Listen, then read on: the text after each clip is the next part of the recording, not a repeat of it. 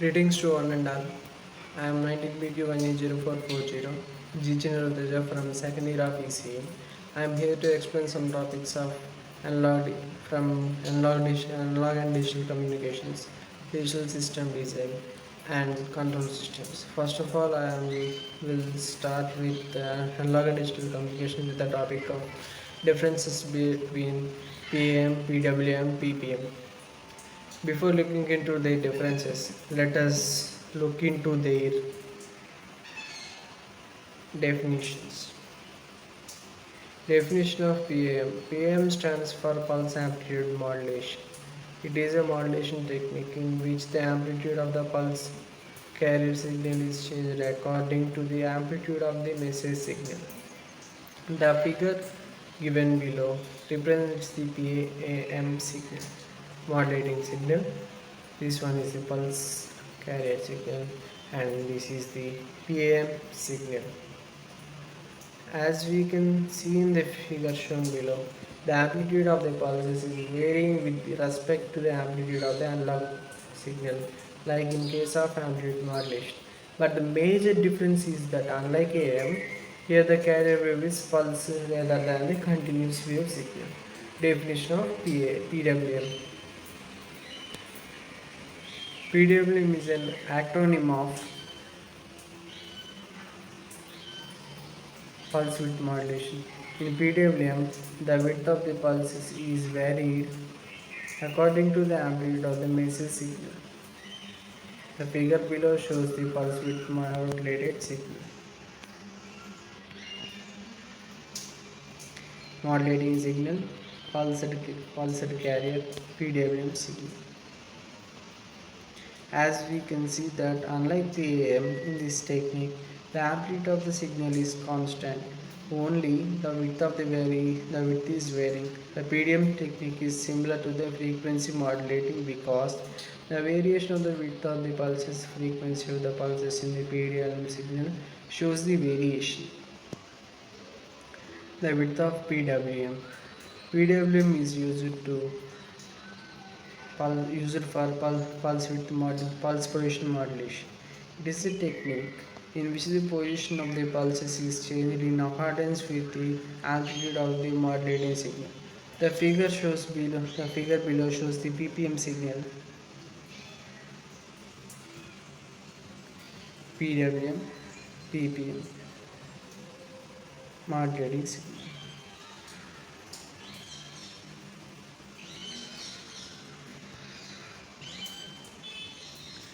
Here the pulse and amplitude pulse width are two constant that does not show the variation of the amplitude of the modulated signal, but only the position shows the variation. It is noted here the position of the pulses changes according to the reference pulses, and these reference pulses are nothing but PWM pulses. Basically, the leading edge of PWM pulse acts as the starting of the PPM pulses.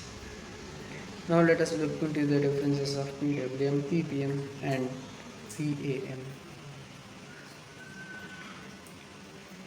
This is the comparison chart. Various basis of comparison: PAM, PWM and PPM. The varying parameter in PAM is amplitude, PWM is width and PPM is position. Immunity towards noise is low for PAM, PWM and high for PWM and PPM. The signal to noise ratio is low, moderate comparatively respective for PAM, PWM and PPM. Signal to noise ratio low, moderate, comparatively high. The need of synchronization pulse not exist but exist for PAM. The bandwidth dependency on pulse width on rise to pulse on rise time of the pulse. Transmission power variable variable constant. Bandwidth requirement low, high, high. Similarity of implementation similar to AM. Synchronization between transmitter and receiver not needed, but needed for PAM. Now let us look into control systems.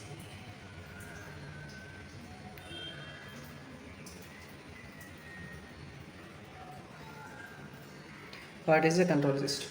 Control systems are everywhere, undetected by naked eyes. Control systems are used to continually regulate the behavior of devices in a repeatable and predicted way. The way of the simple electronic or electrical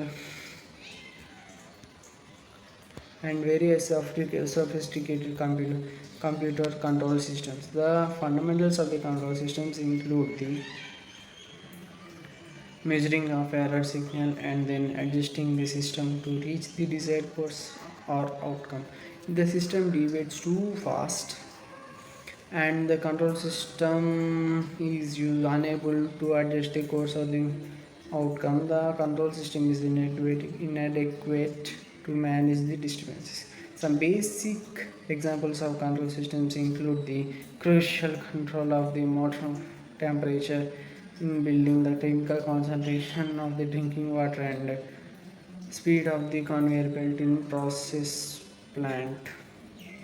The control systems are used to domestic applications, generally industry, military, and virtually every modern vehicle in the world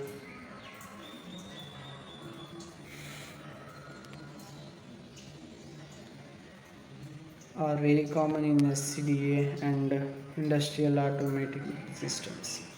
Control systems are used in industrial automation to regulate how devices DCS error signal is used to adjust the control variable such that the process is constantly trying to match the operational set point. The system described here is generally referred to as a control loop. The controller must have a suitable dynamic response to be able to adjust the system to remain stable.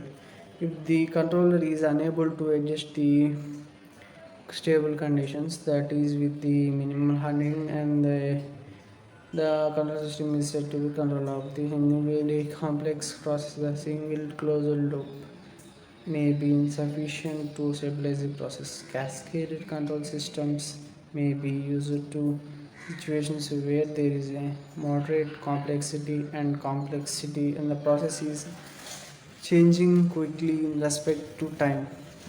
However, the advanced process controller may be quite a slow moving process like distilling, bioreactors, and etc. What is a control system? What is control systems engineering? Control system engineering is the process approach between the understand how the process is managed by the automatic device and the implements into the implementation. The process engineer design plan to operate in particular way. How the plant operates is shared by the process engineering and interpreted by the control systems engineering, who usually documents the functionality of how devices monitor signal control the process, how performance is measured, including accumulation of the statistical data, the and how is communicated to host or peer the control systems. Control systems engineering require a broad skill set including electrical, mechanical, and software systems.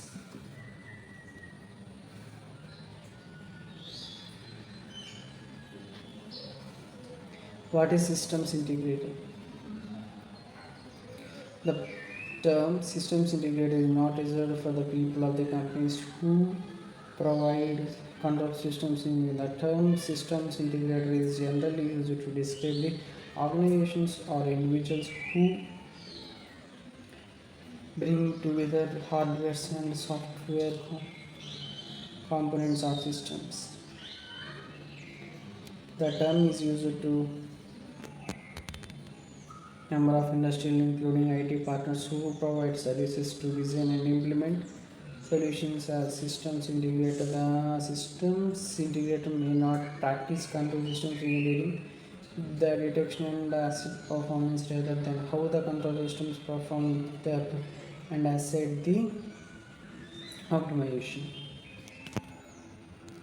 Now let us look into VHDL history. As a part of VDSD, we will look into the VHDL's history. This is a source from Wikipedia. VHSIC hardware description language. VHDL is a hardware description language. VHDL ranging from the system behavior and structure of the digital systems to multiple levels of the abstraction. The data flow and architecture data flow programming, some features of the functional languages and are generally developed in order to bring some functional. Pioneer and Jagdenis are graduates from the MIT 1960s. This is the history of history. Properties of data flow program languages. Traditionally, in a program is modeled as a series of operations happening in specific order. This may be referred to as sequential procedural control flow, indicating the program specific path or imperative programming. The program focuses on the commands and the line with the non-vnms. The vision of the sequential programming where the data is normally at rest. In contrast, the data flow VHDL emphasizes with the movement of the data and models the program in series of connections. Explicitly defined inputs, the outputs connects the operations, which functions like black boxes. An operation written as soon as all the inputs become valid. Thus, the data flow languages are inherently parallel and can work well in large decimal state.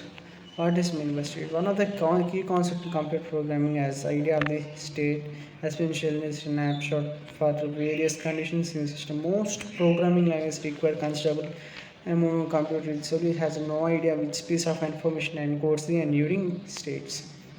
This is a serious problem as the state information as a state information, most of the computer languages force computer program to add extra code to indicate which data and parts of the code are important to state. This code tends to both expensive and in terms of performance as well as difficult to read and debug.